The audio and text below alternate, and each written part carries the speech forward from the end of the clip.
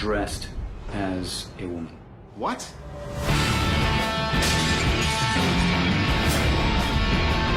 Get inside and close the door.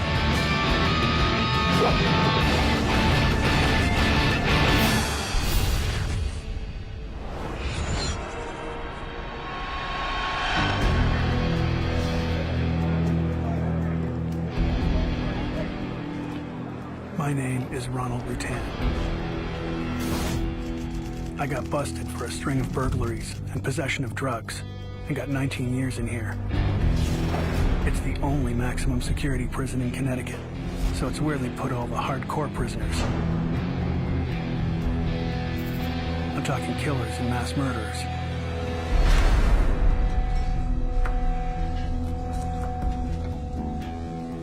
I've survived so far by keeping my head down and making myself useful. I work in the kitchens, recycling cans and boxes. It's a good job. I can get hold of food to sell.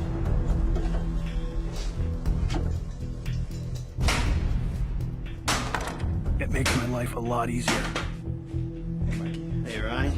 Ronnie was a very, very quiet guy. He was just trying to stay under the radar so he wasn't the target of anybody. You got stock? Yeah, I got some. He knew a lot of guys in the prison system. I mean, you could get anything you want in Summer State Prison. It's only the best. It was just a matter of knowing the right person or the right guard. I know a lot of people from selling Pruno. Jailhouse wine that I make. Pleasure. All right, take it easy. Yeah, you too. So far, I've been safe from the gangs. But I'm not sure for how much longer.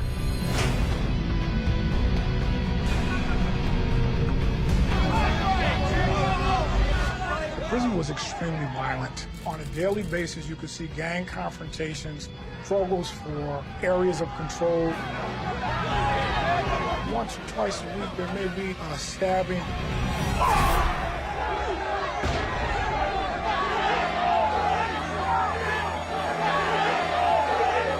The intensity level was pretty close to overwhelming. I can't stand the thought of spending 19 years of my life in this hellhole. I gotta get out of here. Live my life on a beach. I decide I have to escape. But it ain't gonna be easy.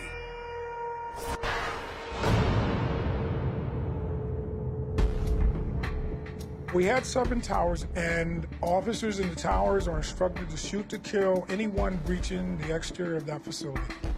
There was one mobile unit. He had both a handgun and a rifle, and he was always moving. As the administrator of the facility, I would be bold enough to say that no one was going to get out of that place.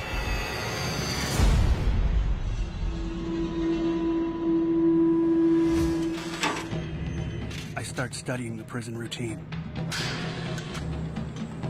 Looking at who comes in and out. Then I find a weakness. I help the guy load food waste in 55-gallon drums. I notice the guard never checks inside them.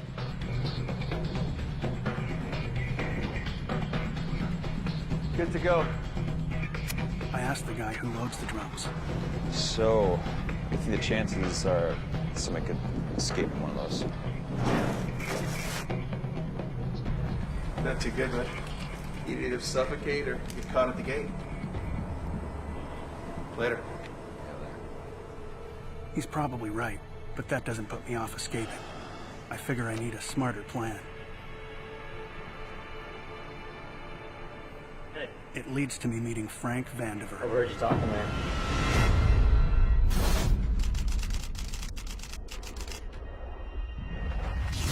Serious about getting out? I've never really talked to him before, so don't know if I can trust him. Well, you let me know if you are. Frank, by the way. Ron. Nice to meet you, Ron. Yeah, you too.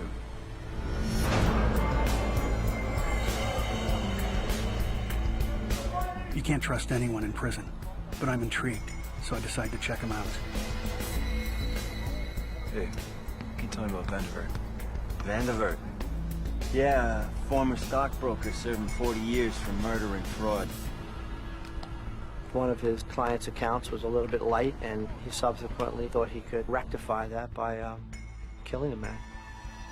I also find out that on the outside, Frank was a cross-dresser who liked to wear women's clothes. It didn't look like that type of person. He was just, you know, what we call a square. You know, he was a guppy thrown into the shark pool.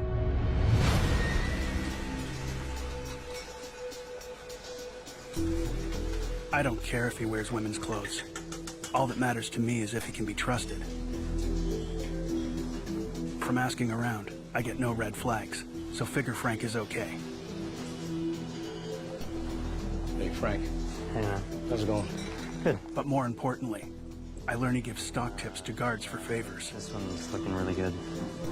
Well, that's a for sure. Yeah. That's it for sure.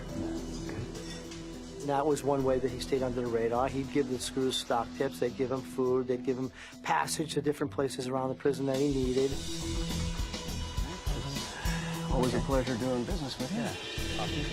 Frank could be my key to getting out.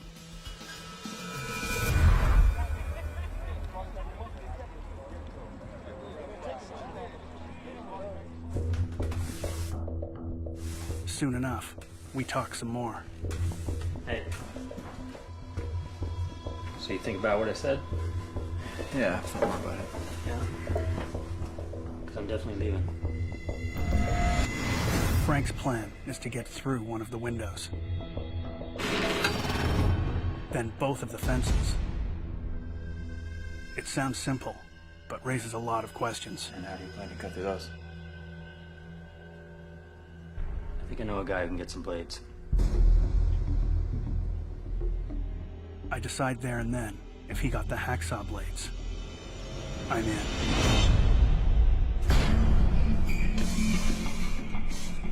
The way Frank gets the blades is pretty smart. One of the guards he gives stock tips to owes him. You doing some exercising, Frankie? Yeah, a little bit of running.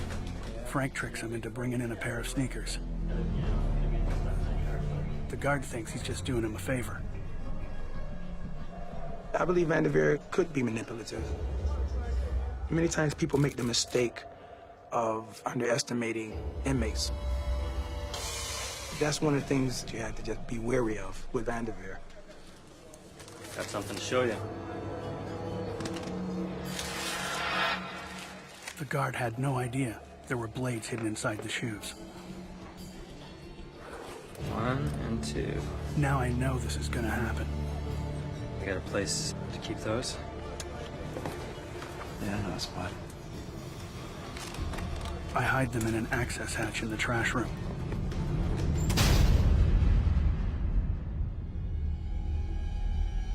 The blades will get us through the bars, but we still have to get through 2 fences. Getting hold of something in a maximum security prison that can do that is gonna be tough.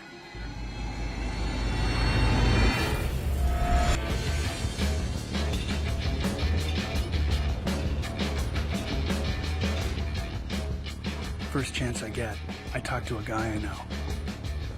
Some cutters. He says he might be able to get hold of a pair, but they're gonna cost me $125. Nice. It's a lot of cash. People get killed in here for less. Got the money?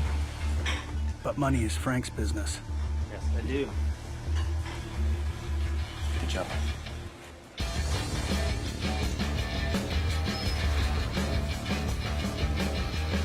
The guy doesn't let me down. Thanks, man. I don't ask where he got him from. Now I've got to get him back to the kitchens. The way inmates transported items from one location to another was through the use of food carts. It was one huge problem for me. I'm good to go. But also, that was a common way that we caught inmates with trying to smuggle things. Hold up. Guns up. The carts we move food around in don't go through the metal detectors. but are sometimes searched by the guards.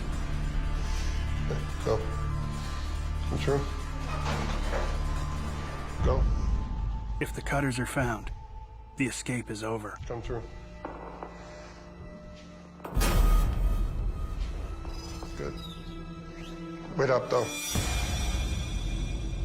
But then he does something that nearly makes my heart stop.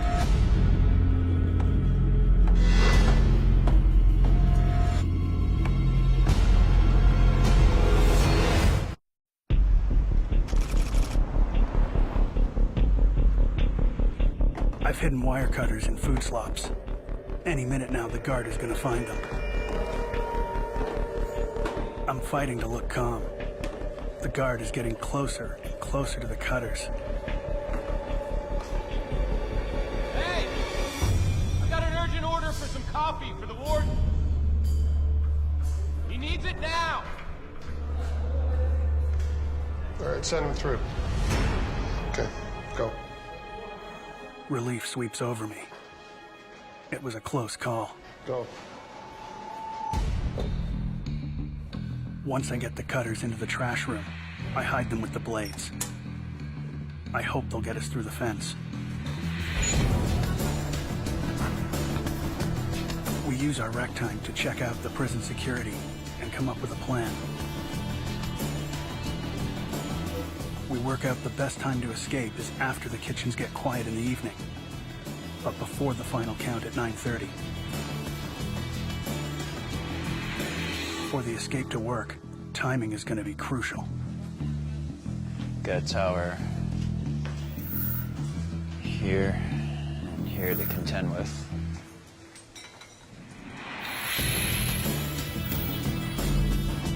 We need to cut through the bars of the trash room window, then get into the yard.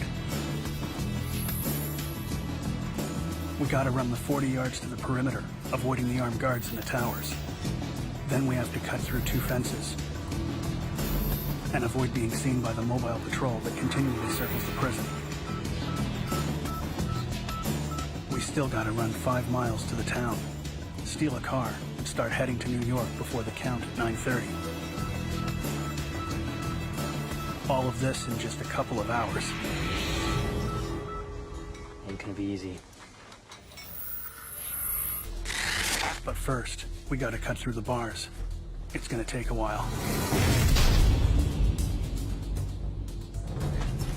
Use a knife. I use a knife to recycle cans. I get it from a guard. The rule is, I'm locked in when I use it. That gives us an hour a night without being disturbed. But there's a problem. There's a window in the door, so guards can see what we're doing. We can also be seen from outside. While I'm working, I have an idea. I take the boxes I'm supposed to recycle and stack them into a wall.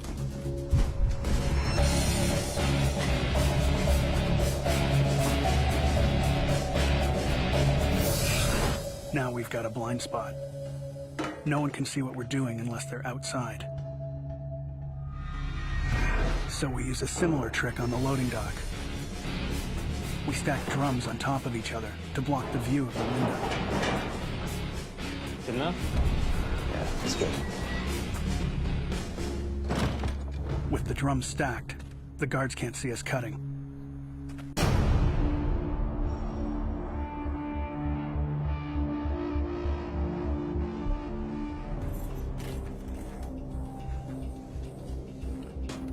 Finally, we make a start on the bars.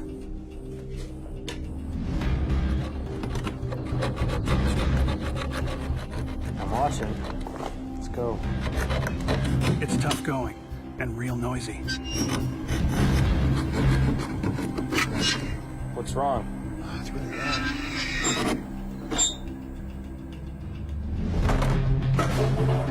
So Frank comes up with a smart idea to use vegetable oil to make the cutting smoother and quieter. It's all going well until I realize our time is nearly up and notice that the cuts are too obvious. He's gonna see these cuts.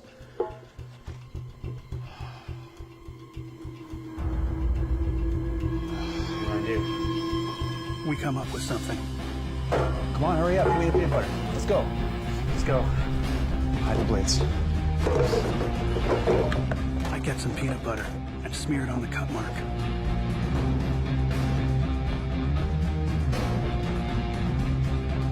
It's a good match. But I'm not sure it'll stand up if a guard looks too closely.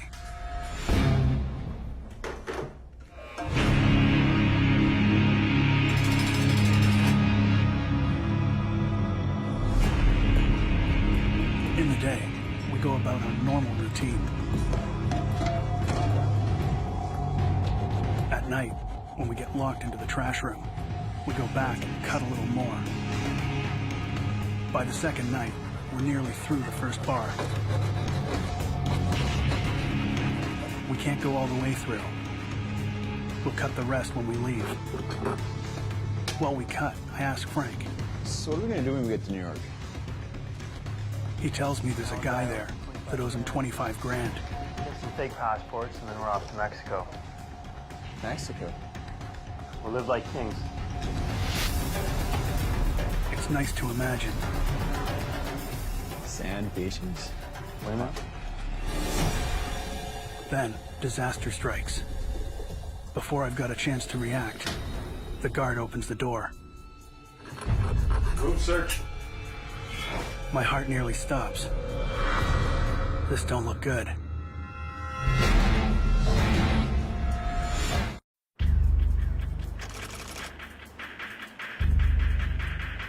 We're cutting the window bars when there's a room search. I need to stop the guards from seeing what's going on behind the stack of boxes. I guess it's out of your way here, guys. Move up, step aside. But they walk into the room. I turn to Frank and can't believe my eyes.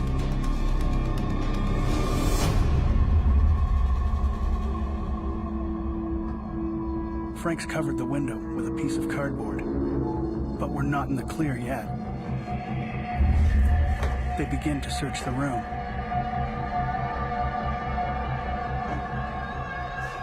The guard walks towards the window.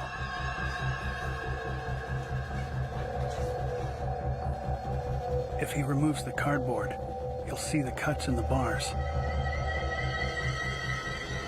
Bruno! He's got Bruno.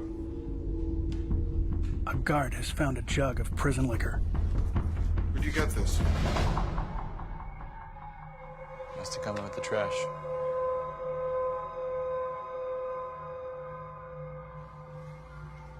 He takes it and leaves.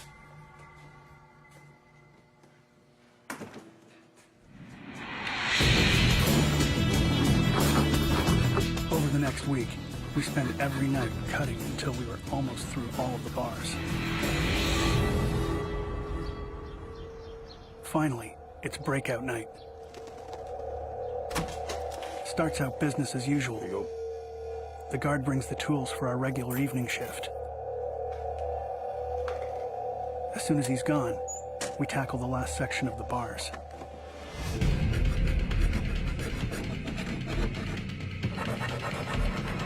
It's gonna take a while. It's taking far longer than we thought.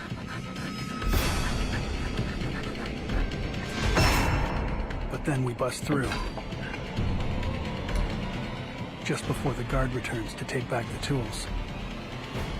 Now it's time to go.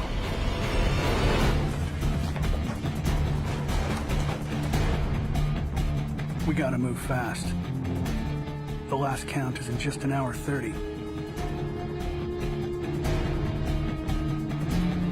Come on.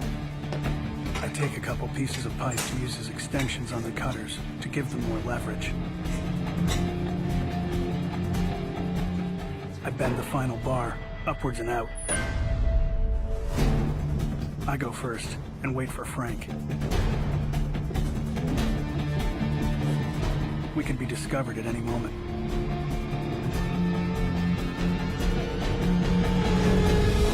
We can't do much about it now. We're committed.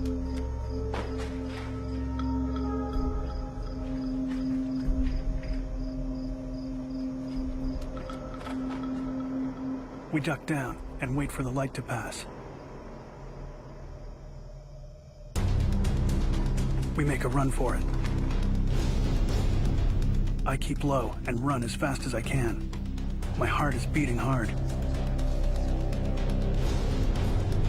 I put the pipes on the handles. Just go. I ease the jaws of the cutters around the first link and squeeze as hard as I can. Come on. I can't believe it. They're useless. It won't cut. I try again. They won't cut. It's useless.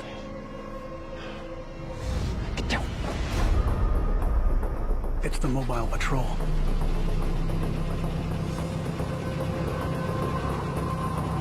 If we're spotted, it's all over. We lie in wait.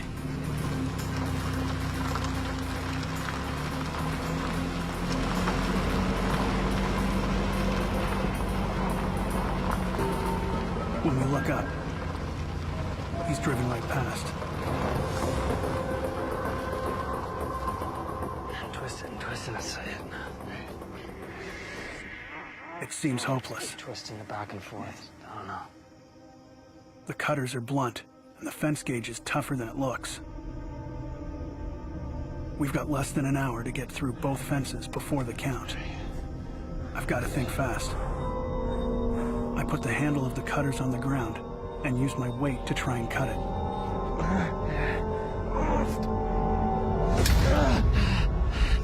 It sounds like a firecracker going off. Someone must have heard it. Sure enough, a couple of seconds after the pop, a guard comes out. He must be looking right at us.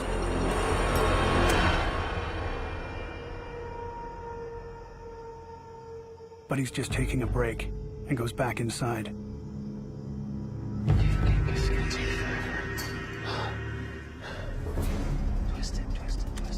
Just give it to me. Give it to me.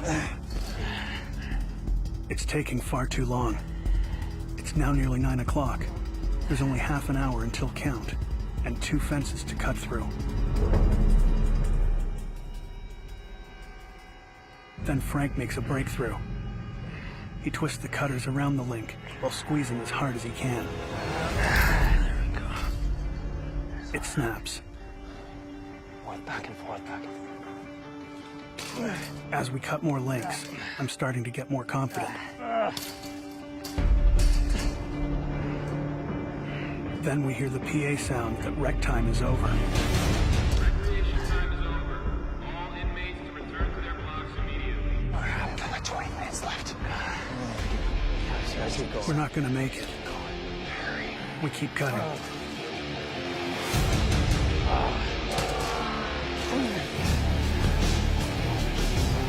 Finally, we're through.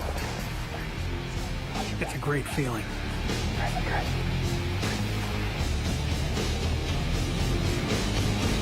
But there's still another fence to go. You're doing this. No way. We're both real nervous now. Then we hear the worst sound possible. They're calling count. The count has to clear. Each person must be accounted for. And if the count doesn't clear, that inmate has got a lot of explaining to do.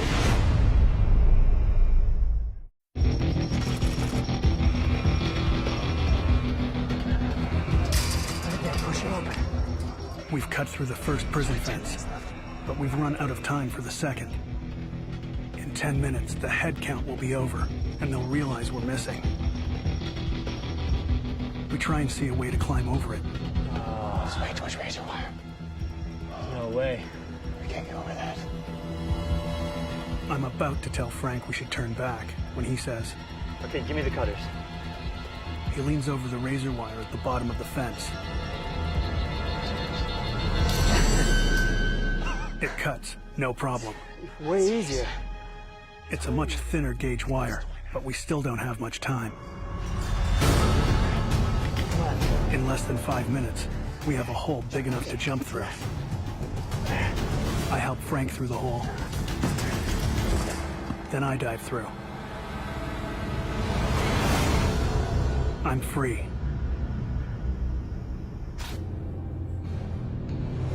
The count didn't clear. That's when the thought comes up, hey, what's going on here? They came into the block where Ronnie was and where I lived, and they went down to his cell. They popped the door. They went in and they're looking under the mattress. And of course, the entire block erupted. And, hey, where's Ronnie? Hey, he's not under that mattress. Check this cell over here.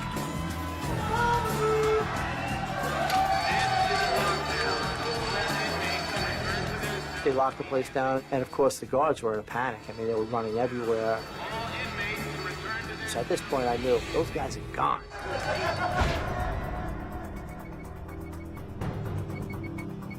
My pager went off, and it was a signal to contact the facility immediately. What's going on?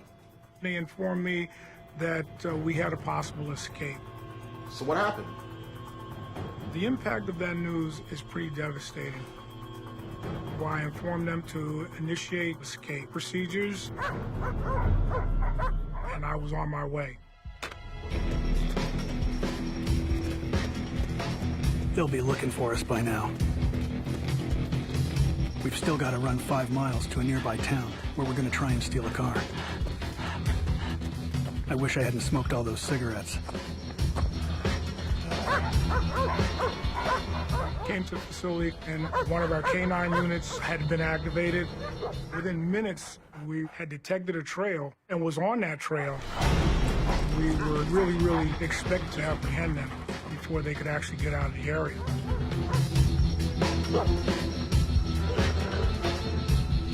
We just keep running. But after a couple of miles, I know we're in trouble. Yes, the cops are getting close. If we don't find a car soon, it's all over. This way.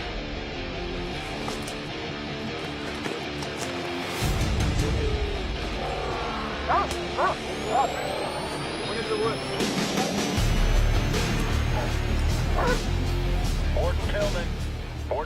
Gordon Tillman here. Go ahead. Our K-9 supervisor communicated to me that the unit seemed to be pretty hot on the trail. They've gone into the woods. We're not far behind. This way. I'm thinking to myself, we got these guys. We'll have them back within an hour or so. As we get to the edge of town, things go from bad to worse. It's too busy. You won't be able to steal a car. What do you suggest we do then? I say we keep running.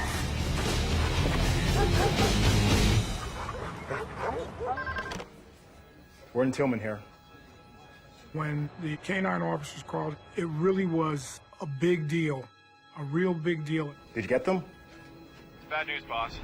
The dogs have lost the scent. What? We're at a highway near Enfield. I was informed that they had lost the trail at a major highway crossing.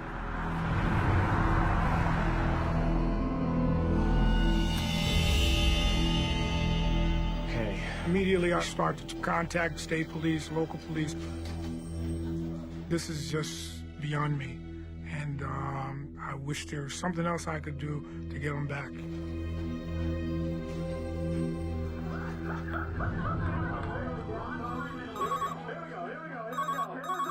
Around 11 o'clock, I received a phone call from my supervisor. Hello? As quickly as possible, I arrived at the command post at Summers Prison. Out of here. You got a space I can work out of? I was disappointed to learn that they lost the scent. So at that point, primary focus is to lock down the area as best as possible. We do this by setting perimeters as well as roadblocks in hopes of finding them within that secured area. These individuals are dangerous, and the fear is always that someone else will become a victim unless we capture them right away.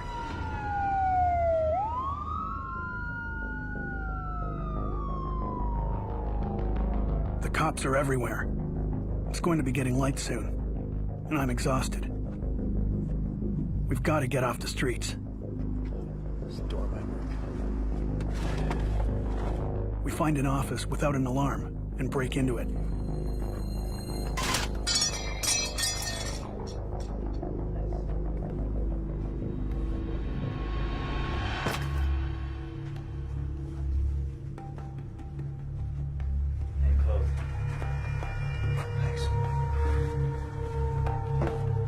We search the place for money.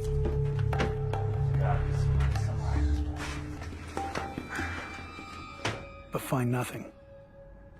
Things are looking desperate. Look, let's just get some sleep.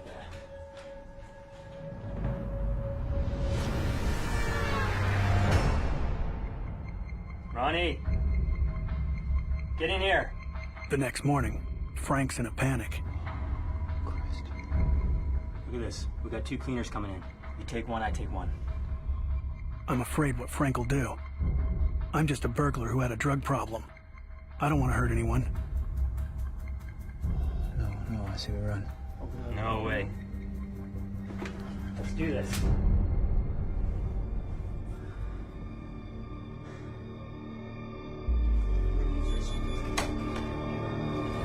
Get inside and close the door! We step out, holding knives. Don't look at me! Give me the key to the truck! All right. I'm afraid Frank will kill them. So I get him out of the way quick. Both of you get in the office now. Go on! Don't look at him! Move! Move! I get the man to empty his pockets. He doesn't have any money. I cut the cords to the window blinds and tie them up.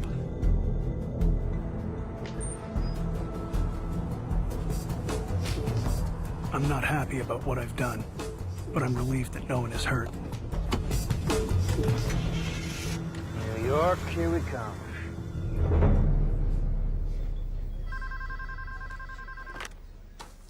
Michael, I received a phone call from Enfield Police Department indicating that a burglary and robbery had occurred that was perpetrated by Vanderveer and Rotan. I'm on it. They're becoming more desperate, and you're concerned what else they could do.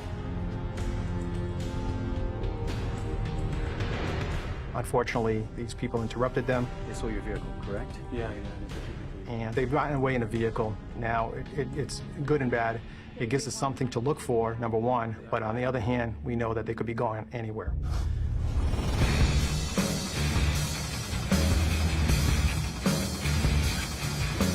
We pass the toll in New York on I-95 and keep going into New Jersey. We don't see a single police car. Even Frank is smiling. It feels good. I see a fast food joint, so pull in. What do you want? Burger, fries. I can't believe what I see. No. What? The cops. Right behind us. I'm blocked in, and I got nowhere to run. Looks like the game is up.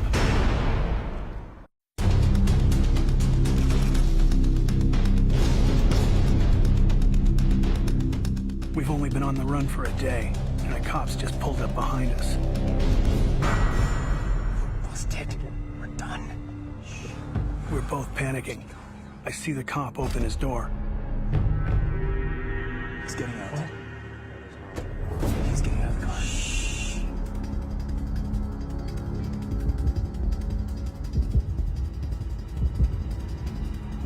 I can't believe it's gonna end here.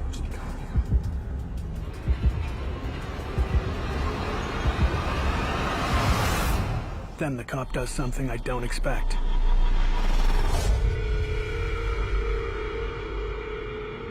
He walks right past and into the burger place.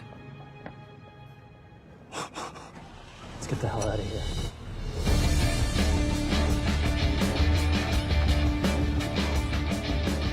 We stop at a shopping mall and steal a license plate for the truck. Got it?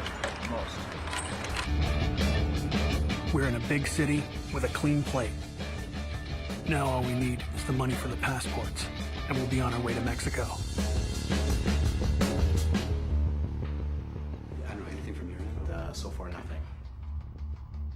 the investigation was going nowhere.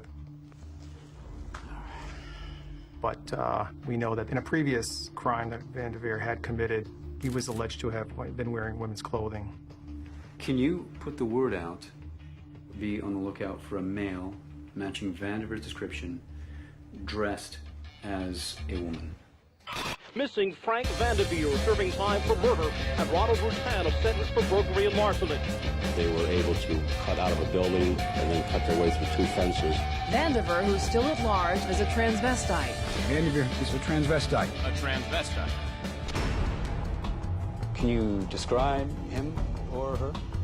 We received certainly well over 100 leads regarding the whereabouts of Van de Veer and Rotan. Unfortunately, none of those leads were going anywhere.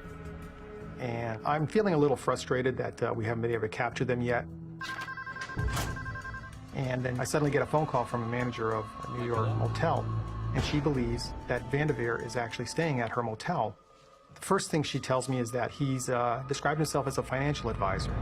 Now, I knew that Frank Van de Veer's background was as a stockbroker, so that intrigued me a little bit. What did you put down for an address? When she gave me the address, I noticed that the house number of the address he gave was the exact same house number of another relative that I knew was his. It's a 102. It looked to me to be extremely promising, and certainly the most promising lead we'd had up to that point. She indicates to me he was to return later on that afternoon. Jesus, that's in less than 2 hours. Give me the FBI, please. I immediately made a phone call to FBI. There's no way I can get out there before then. Is there any way you can send some of your guys? Van de Veer was convicted on murder charges. That tells me that if cornered again, you may be able to kill again. Kleber. Cleve. DeFonso. I happened to get a hold of a couple of our agents down in the New York office. He's where? I got a hold of Don Kleber and I say, I need you to fly over there. Oh, yeah? How long we got? He's expected 3 p.m. Van de Veer was due back later that afternoon. So we were now under the gun to get there before he would show up at the hotel. This room. Based on his pedigree, we expected that he was armed and dangerous. We're gonna need backup.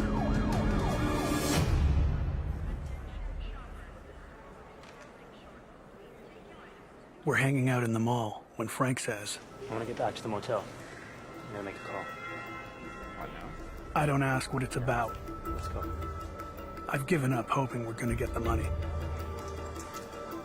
The only reason I'm still with him is that I've nowhere else to go.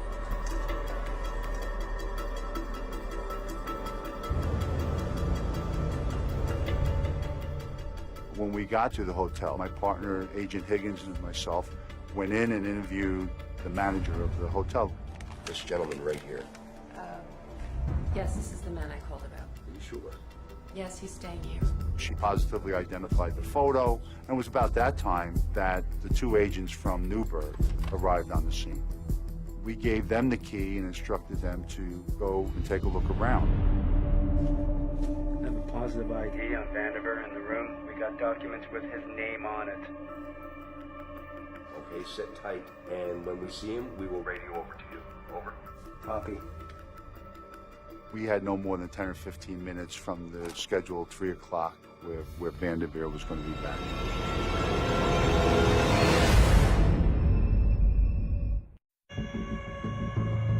There was no question in our mind that we had the fugitive Van de Veer at the hotel. He was due back at 3 o'clock. There were some cars there that we could hide amongst and have a good view of the entrance to the hotel. We were putting on our vests, and it was right at 3 o'clock, and Van de Veer showed up. Will you look at that? I do not believe it.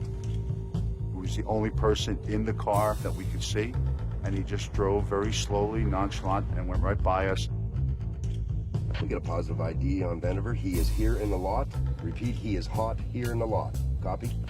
Copy that. We looked at each other and laughed and thought, can't believe this is the only fugitive who's ever shown up on time. And we pulled out and followed the truck down to the back building. We're driving up to our room. when I get a feeling that something's wrong. I see a car with some guys in it. I tell Frank I think they're cops. Take it easy. He don't believe me. Getting paranoid. Vandiver is approaching now. Do you copy? Copy that.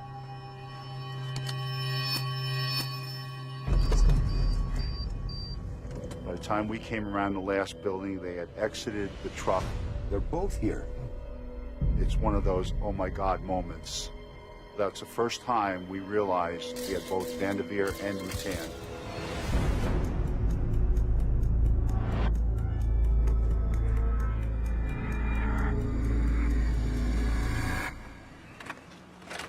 FBI, get down! Cops. Guns. I panic. Get down! Go, go, hold it right there! Rotan took off running to my right, and Vandiver took off running to the left. The two agents inside instinctively took off after Rotan. Agent Higgins and myself took off after Vandiver. We got a lot going on at this moment, and it's all gone pandemonium. I try and lose him. The highway's just around the corner.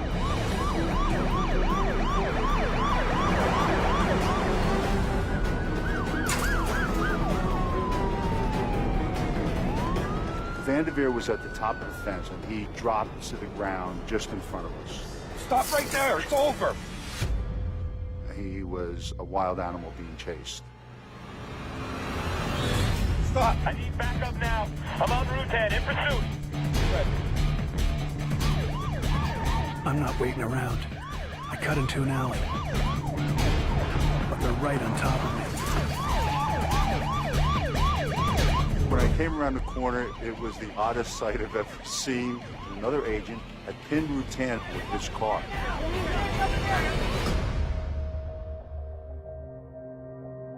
The cop jumps out with a gun and aims it at me. That's when I know it's all over. When we handcuffed Rotan, he was compliant. He'd given up. Get him up! Get him up! Come on! It was all over. There was no fight left in him. We were grateful for that. I've had 16 days of freedom. But I guess this is the end of the road. And all I can think is, was it worth it? I should have just done my time. I don't know when I'll see Frank again. One of the bits of information Rotan provided was that they had been staying at different malls, and New York State Police waited in the hopes that Vandiver would return. Thursday, the police siege on Spring Valley began. A massive manhunt for Vandiver was organized after he eluded FBI agents who tried to arrest him at the Econo Lodge. He was finally caught Saturday at a shopping mall in Paramus, New Jersey, 20 miles away.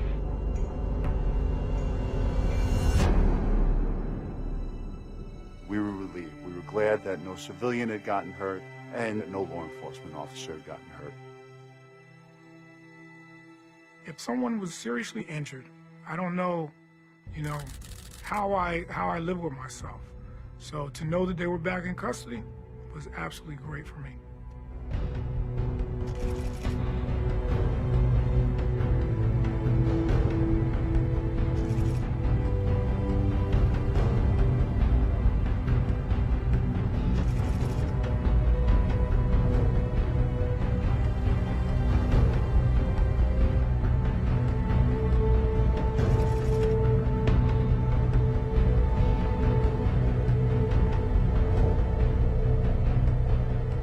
The message that the inmates received out of this, and the message that is sent to them, is that, you may leave, you may escape, but we'll get you.